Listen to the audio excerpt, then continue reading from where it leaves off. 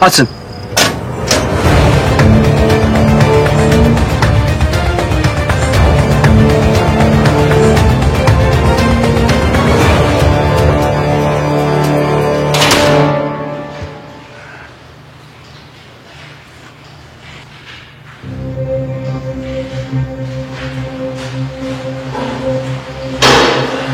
Dragan, gözümüz yollarda kaldı.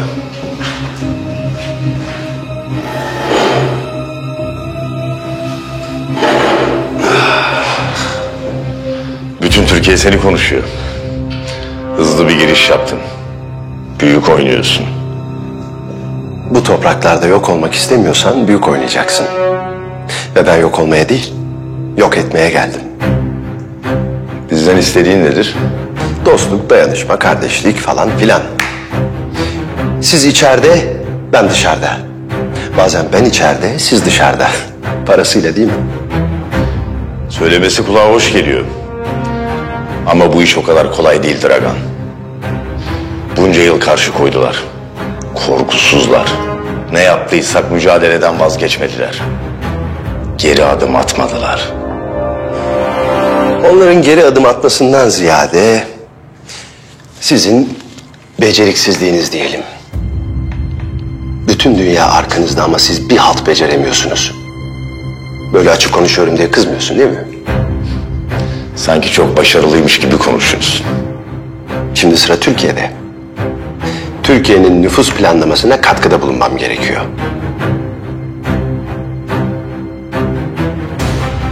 Orta Doğu, Balkanlar, Kafkasya. Bunlara geçiş için harika bir köprü Türkiye. Ve ben o köprüden geçeceğim.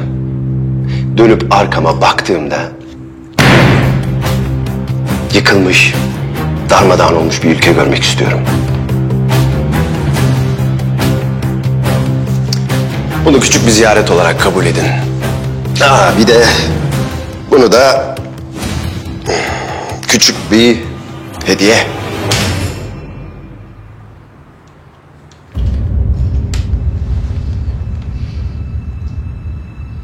Ne bu? O güzel kardeşim örgütünüze sızmış Türk ajanlarının bir listesi. Yaklaşık 50 kişi var. 50 mi? Bu mümkün değil.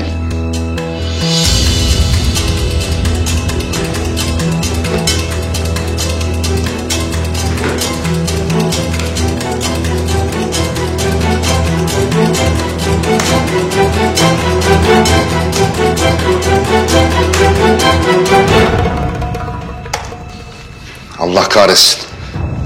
Dragan doğru söylüyor.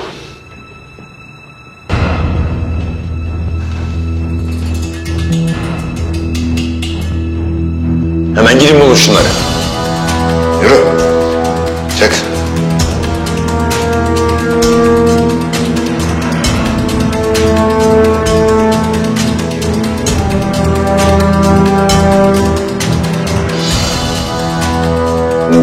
kişi var. 50'ye yakın demiştin. Diğerleri nerede? Diğerleri şifreli. Eğer istediğimi yaparsanız şifreyi veririm.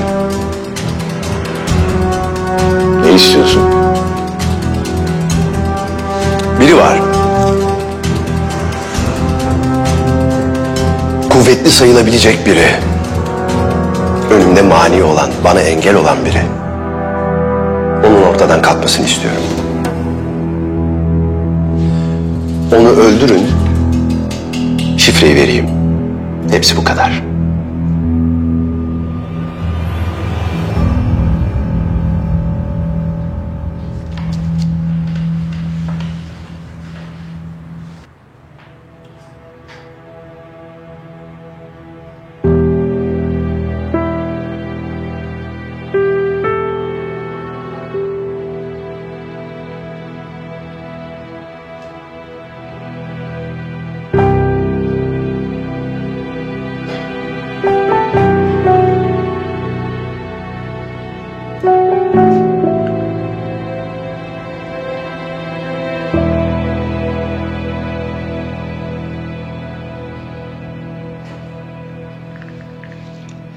Ne o, seni umutsuz görüyorum.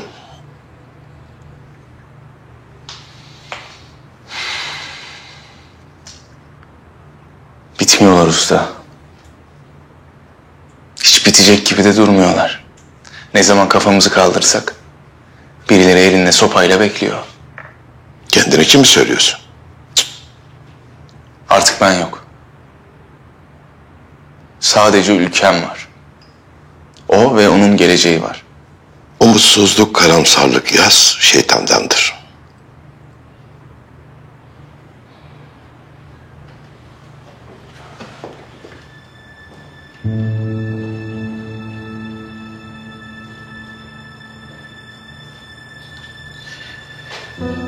Nedir bunlar, söyle bakalım.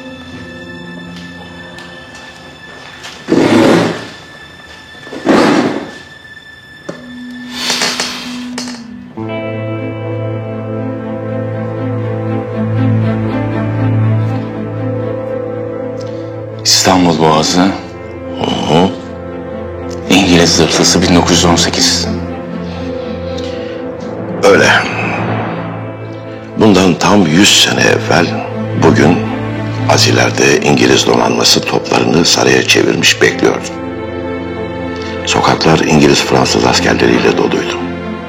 Her köşe başında işgalin izleri görülüyordu. Millet ekmeksiz, susuz, silahsız, yorgun, fakr-ı zaruret içindeydi. Ama umutsuz değildi. Haklısın usta. Ne diyeyim? Çok değil. 5 sene sonra yeni bağımsız bir cumhuriyet kuruldu. Bir adamın peşinden gittiler. Mustafa Kemal Atatürk'ün. Bir adam bir ülkenin yazgısını değiştirebilir. Hatta bütün dünyayı değiştirebilir. Umutsuzluk yok Yavuz. Mücadele etmek var. Boyun eğmemek var. Zalime eyvallah dememek var.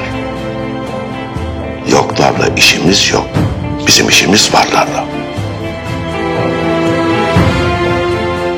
Sen varsın. Arkanda 80 milyonluk millet var. 2000 yıllık devlet geleneği var.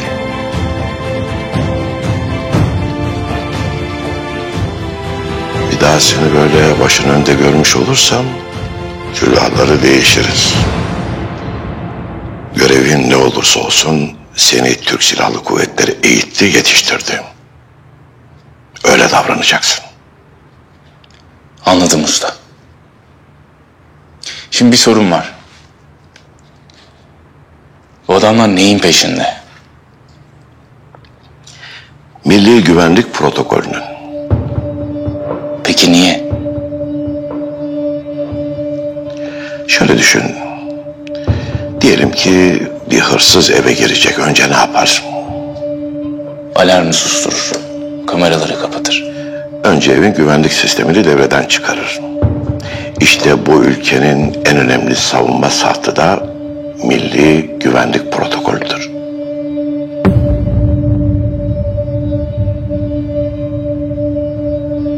Peki nasıl işliyor? Bak evlat, eskiden şehirleri surlar kururdu ama hiçbir zaman sur bir tane değildir. İç içe 2 tane, hatta bazen 3 tane. İşte bu ülkeyi de bu surlar koruyor. Sınırlarımızın dışında istihbarat örgütlerimiz, içeride askerimiz, polisimiz, jandarmamız. Bütün bunlar gücünü kimden alır? Türk milletinden. İşte en içerideki sur da bizatihi Türk milletinin kendisidir. Daha önce ülkesi için hizmet etmiş binlerce kişi. Askerimiz, polisimiz, istihbarat mensuplarımız ve de başka meslekten insanlar.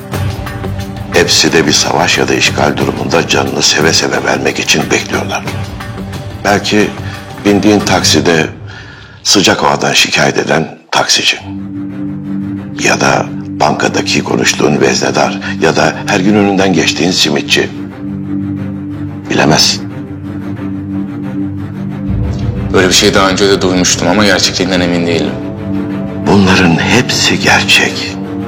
Bunların hepsi milli güvenlik protokolünde yazılı.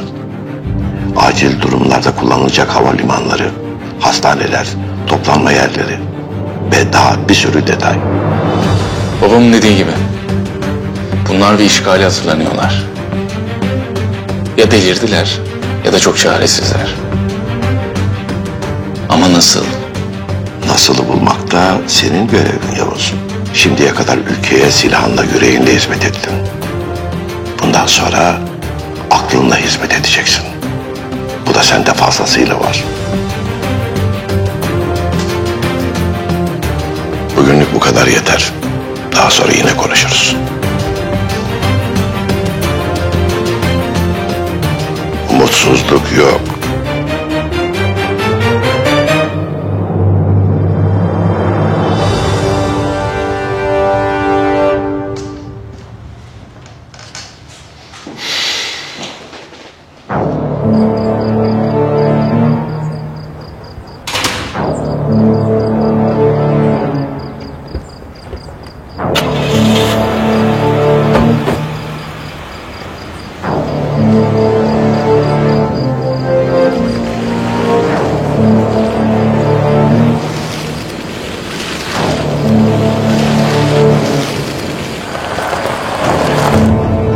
Burası tamamdır.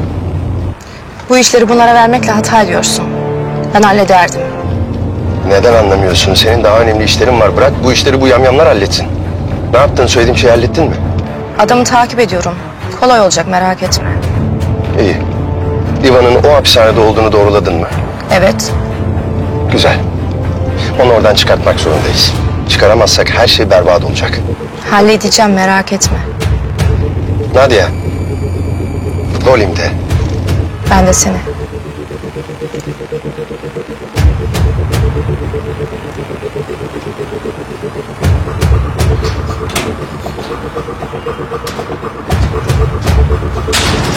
İyi görevler.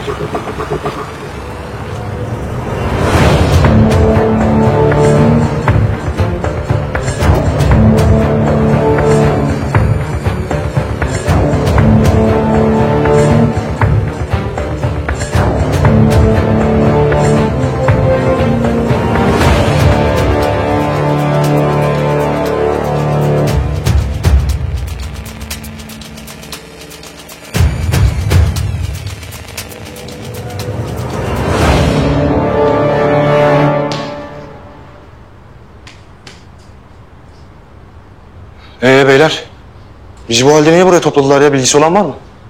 Erdem albayım gidin beni bekleyin geleceğim dedi. Dikkat!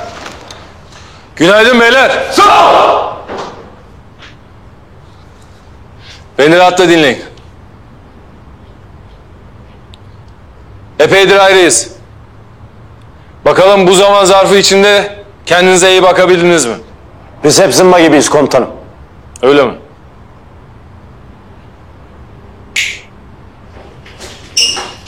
Çantalarınızı alın.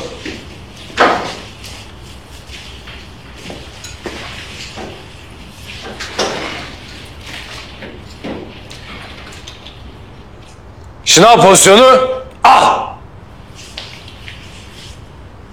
Vatan sana canım feda. Başla. Vatan sana canım feda. Aslandınız mı? Ha?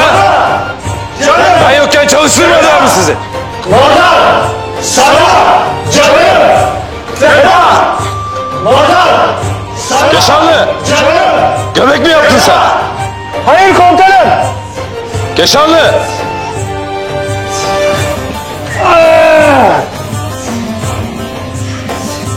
Devam.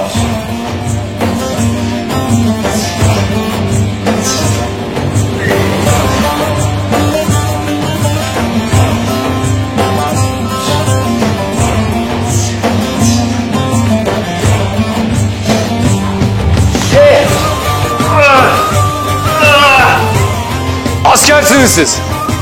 Özel kuvvetçi. Unutmayın beyler. Her zaman hazır olacaksınız. Her zaman güçlü. Rehavet en büyük düşmanınız. Ne oldu Fethi? Zorlanıyor musun? Ha? Bırakacak mısın? Ters mi ettin? Asla komutanım. Mekik pozisyonu. Al.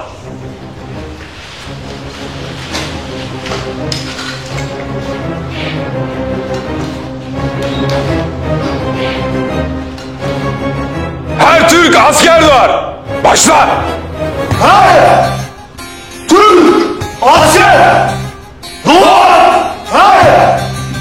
Türk asker doğar. Hayır. Türk asker doğar. Hayır. Türk asker doğar. Bitmişsiniz siz ya. Türk Rezilsiniz rezil. asker doğar. Çocuklar bile sizden daha çok bağırır. Türk asker doğar. Evet beyler. Devam. Çık.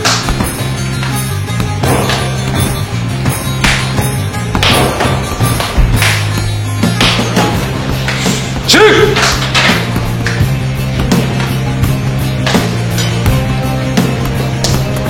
Bravo. Gardın kapalı. Aferin.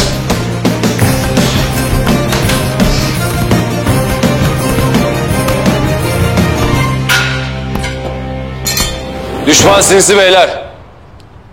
Nereden geleceği belli değil. Düşman ne zaman geleceği belli değil.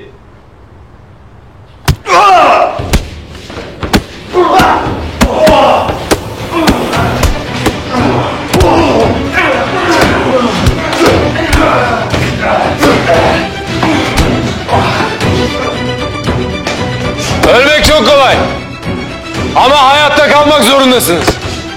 Siz yok. Kim var? Tek beden gibi hareket etmek zorundasınız. Biriniz göz olacaksınız. Biriniz else, diğeriniz ayak olacak. Biriniz kurşun yediğinde hepinizin canı yanacak. Birlikte hareket etmek, birlikte savaşmak zorundasınız.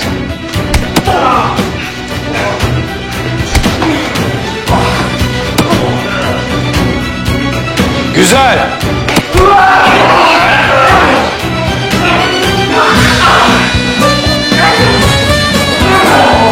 Yeter bu kadar. Bırakın. Gözlerinizi açın. Hiç beğenmedim halinizi. Paslanmışsınız. Sizinle şahsen ilgilenmem gerekecek. Tel attık komutanım. İsterseniz devam edebiliriz. Bu kadar yeter. Dinlenebilirsiniz. Sağ ol. Komutanım, size bir konuyu arz edebilir miyiz? Buyurun. Komutanım, siz de müsaade ederseniz Yavuz komutanımla bir de biz konuşalım diyoruz. Nasıl isterseniz. Şansınızı deneyin bakalım.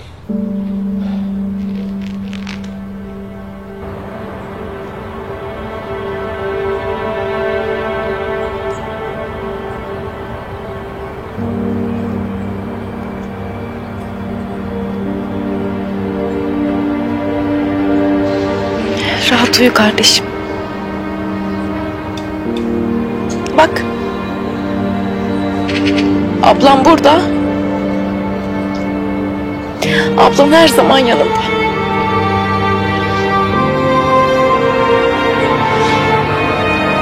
Ve sana bunu yapanları bulacak.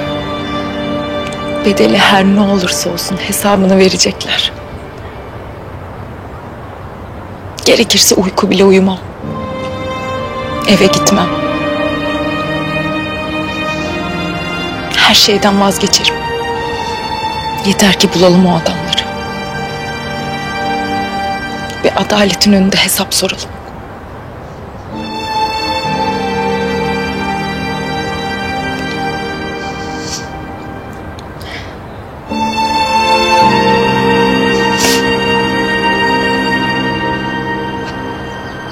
Merhumun yakını mısınız?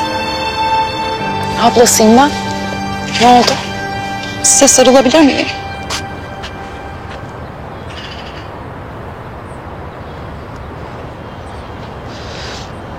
Oğlum hastanede yaralı.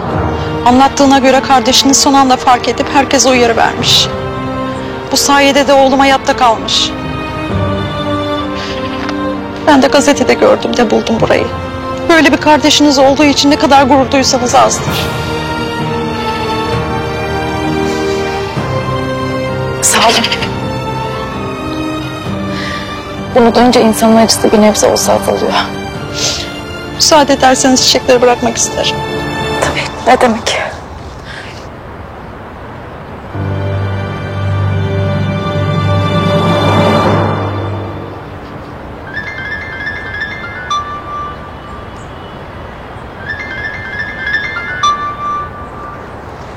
Efendim.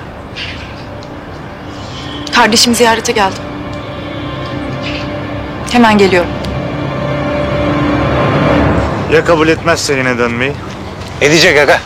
Edecek. Yavuz komutanım yalnız bırakmaz bizi. Bu ara biraz böyle gizemli takılıyor ama geçer o da. Oğlum adam 6 aydır resmi olarak ölü. Öyle dirilmek kolay mı? Nasıl gelsin? Döner. Yeter ki dönsün aga. Diriltmek bizim işimiz evelallah. Bu sefer çok kararlıydı ama. Biz yine de her türlü cevaba hazır olalım da.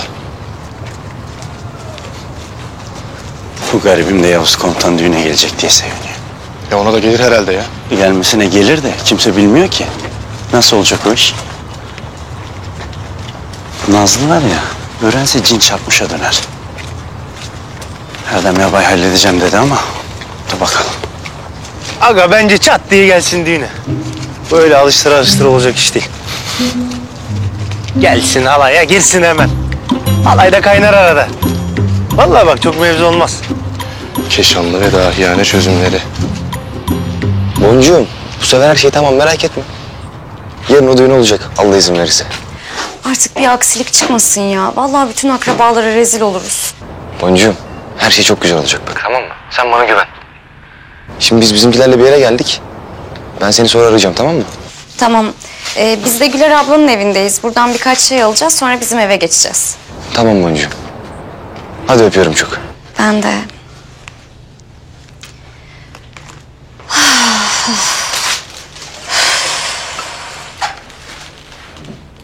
Kuzum. Bak yarın çok güzel olacak, tamam mı? Dert etme artık.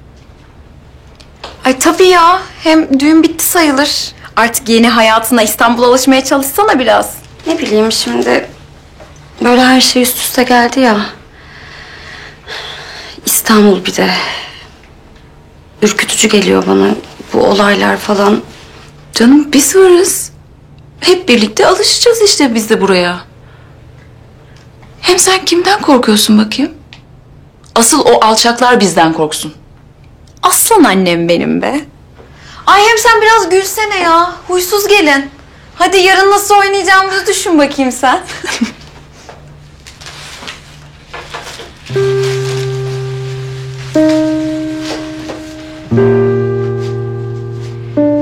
Keşke Bahar'la Yavuz abi olsaydı da onlar da görebilseydi. Güçlü olmamız gereken zamanlar bunlar. Güçlü olmalıyız. Yavuz ve Bahar benim de evladım gibiydi. Onları kaybettik.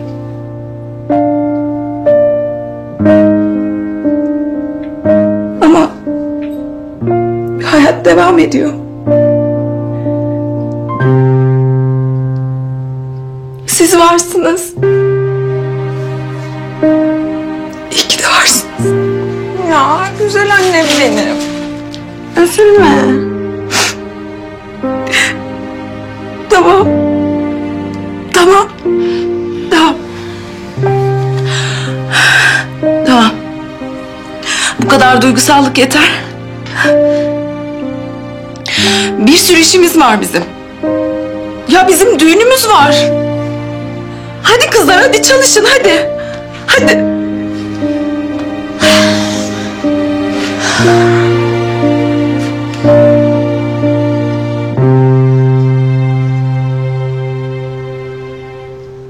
Selamünaleyküm usta. Aleykümselam. Biz Yavuz Komutan'a bakmıştık.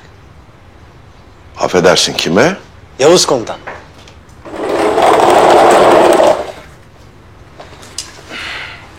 Tamam usta, yabancı diller. Ne iş bu ben anlamadım. Bir Yavuz diyorlar, bir Ömer diyorlar. Benim aklım ermez böyle şeylere. Hayırdır, nereden? Karabayır'dan eşyaları topladık. Yeni görev ha? Sizinle konuşalım dedik komutanım. Tamam, konuşalım. Komutanım. Sen olmadan olmaz bu iş. Gel bizi bir başımıza bırakma ha. Anca beraber kanca beraber komutanım. Omuz omuza çarpıştığımız günlerin de mi hatırı yok? Ahmet Kartal'ın, Hafız abinin hiç mi hatırı yok? Komutanım, hadi dönün şu göreve. Komutanım. Seni anlamıyoruz sanma. Sen ne acı çektiysen aynısını biz de çektik. İçimizden biri şehit olsa vicdanı sızlamayacak mı? Ah keşke orada olsaydım demeyecek misin? Ben diyeceğim dedim beyler. Ben yokum. Konu kapanmıştır. Ya ne demek yokum ya? Ne demek yokum ya? Nasıl dersin bunu komutanım? He? Hadi bizi geçtim. Bizi boş ver. At bizi. Üniformayı da mı özlemedin? He? Göğsünde Türk bayrağıyla üzerine gitmeyi de mi özlemedin? Nasıl özlemem oğlum?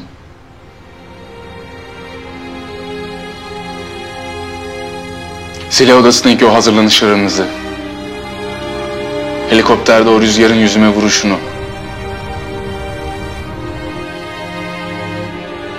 siperde sıkışınca avcı gelir, şimdi çıkarır bizi diye düşünmeyi, dağlarda, tepelerde, karanlık gecelerde ağaçın söylediği türküleri, arkamı her döndüğümde çaylağa görüşümü, senin deliliklerini nasıl özlemem? Delirdiniz mi siz? Kafayı mı yediniz? Ne güzel ya komutanım işte. Niye bu inat? Niye yoksun komutanım? Niye? Yoruldum. Tükendim. Koskoca ordu, size komutan mı yok? Var. Ama biz sizi istiyoruz komutan.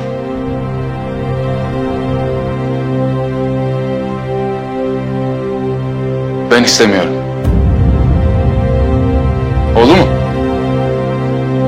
Ben yokum. Anlayın ya. Yokum. Öldüm artık. Anlayın. Tamam beyler. Uzatmayalım. Yavuz komutan son sözünü söyledi. Eyvallah. Bak bu olmadı ha komutanım. Bu hiç hoş olmadı komutanım. Canınız sağ olsun. Her şeyin bir kolayı var. Biz de ölenle ölmeyiz, ne yapalım?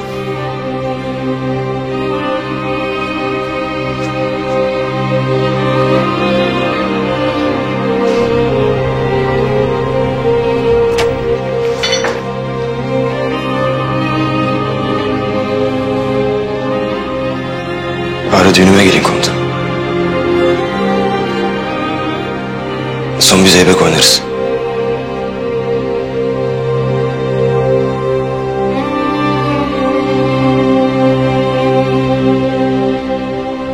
Eyvallah.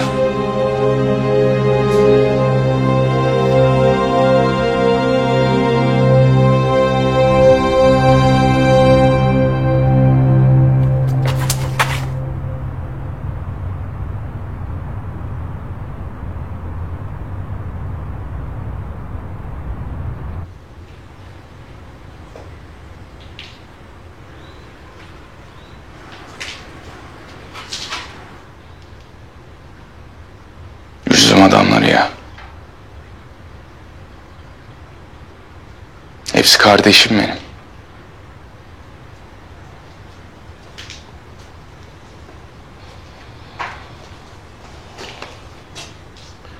Bir gün anlayacaklar evlat. Yaptığın fedakarlığı elbet anlayacaklar.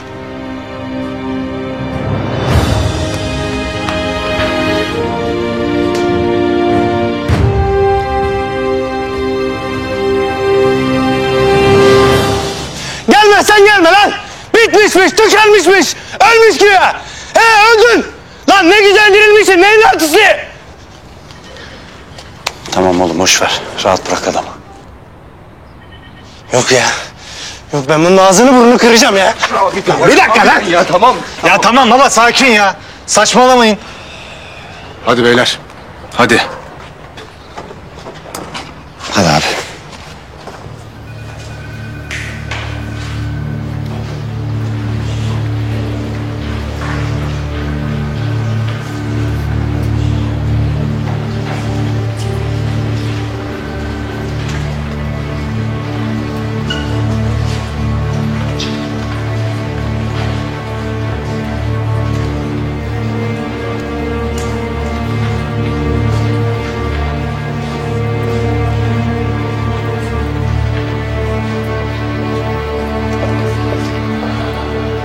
Derya, nasıl oldun? Ailen nasıl? Nasıl olsunlar? Annem iyi değil hala. Sen nasılsın? İyi olmak zorundayım. Murat yaşasaydı iyi olmamı isterdi. Mücadeleyi bırakmamı istemezdi. Şimdi pek sırası değil ama bizim ekipten Feyzullah'ın yarın düğünü var. Seni de aramızda görmek isteriz. Ben gelmesem Derya, biz artık bir ekibiz. Aileyiz. Hem biraz kafan dağılır. Bizim çocuklarla da kaynaşmış olursun. Evet, kırma bizi. elimden geleni yapacağım. Tamam. Tamam. Acil durum. Ne oldu? Sağdaki istihbarattan çok önemli bir bilgi geldi. Buyurun şöyle.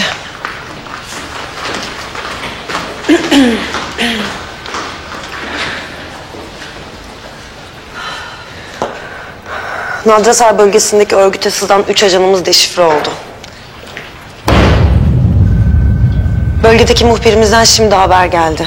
Diğerlerinde deşifre olması an meselesiymiş. Yürü. Hadi yürü. Bırak! Yerinde! Dokunma lan, çek elini kolunu! Şunlara bak! Hala konuşuyorlar bir de! Hainler! Sizden hala hain var! Kes lan, kes! Söyle diğer ajanların isimlerini. Sen daha çok beklersin. Öyle mi?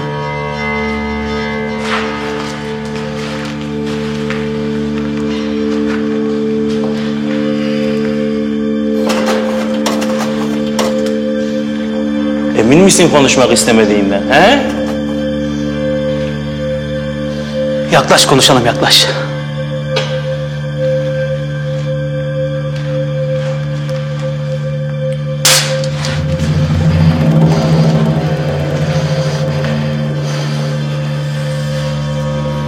Sen kaşındın.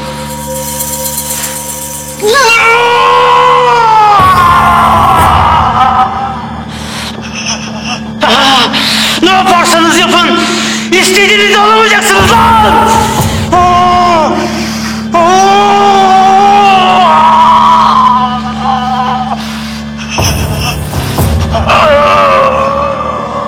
Yapalım bunları. Şimdilik bırak. Nasılsa şifreyi alacağız. Hepsini yan yana dizeriz. O zaman da konuşmazlarsa içlerinde bunlar varken buraya ateşe veririz. İyi fikir. Bekleyin beni birazdan. Hepinizi diri diri yakacağım. Bekleyin beni. Gel. Yürü gidiyoruz.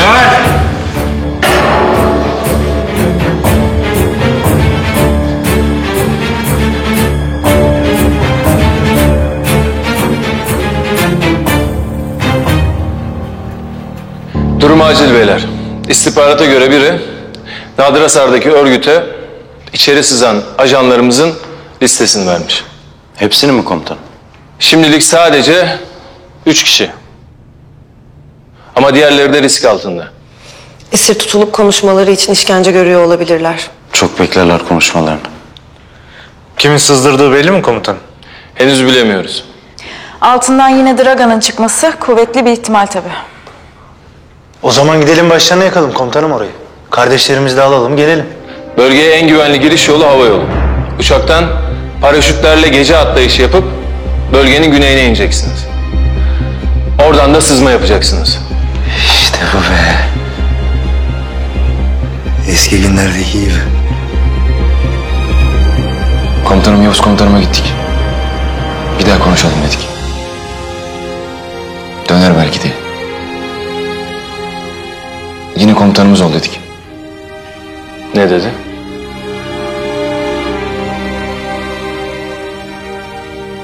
Ben yokum dedi. Aynen öyle komutanım. Nuh diyor peygamber demiyor. Tamam biraz zamana bırakalım. Çok şey atlattı. Normal. Yönetim komutanımız kim olacak komutanım? Emir komuta zincirine göre ateş olacak.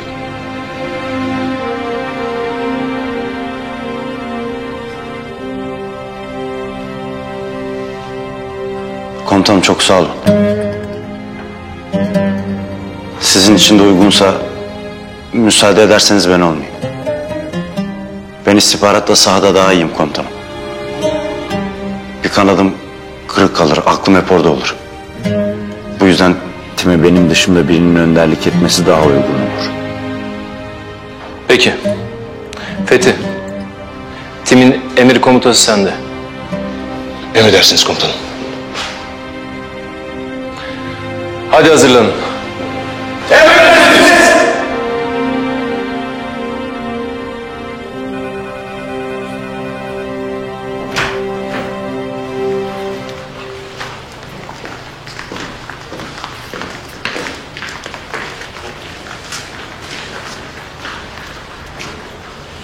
Tebrikler komutanım. Keşke geri gelse de yine Yavuz komutanım olsa başımızda. Ama sana da çok yakıştı. Bunca zaman yaşadığını biliyordum ve bana söylemedin. Sen benim yerimde olsan söyler miydin? Fethi, benim işim bu. Sır tutmak. Pardon. Alo. Alo. Ya arıyorsun konuşsana. Kimsin? Alo.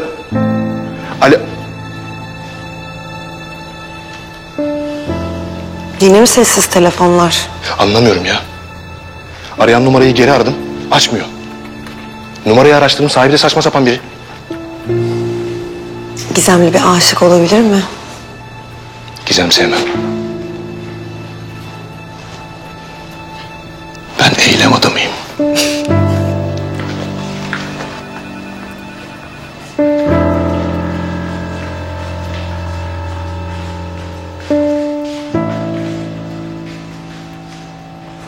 Erdem albayım, Yavuz'la bir de ben konuşsam bir faydası olur mu sizce? Sanmıyorum Derya. Ona ne kadar ihtiyacımız olduğunun farkında değil. Eminim farkındadır. Yavuz hayatında görüp görebileceğin en vatansever insanlardan biri. O zaman ben şansımı denemek istiyorum. Belki durumun ciddiyetini kavrar yani ne bileyim. Nasıl istersen. Telefon var mı? Yok.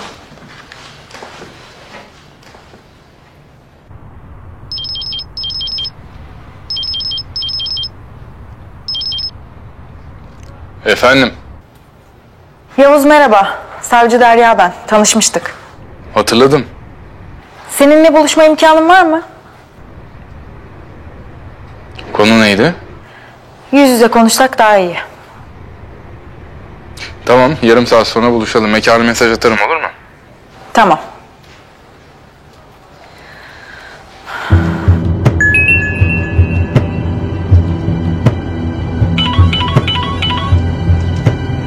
Sedat, mesajımı aldın mı? Aldım başkanım. Hedefi öldürün. İş önemli yerden sipariş.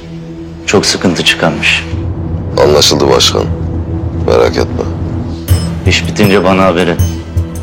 Adresi gönderdim. Takip edip müsait bir yerde halledin. Sakın yakalanmayın. Tamam başkanım. İş bitince haber ederim. Hedef belirlendi. Üste sür.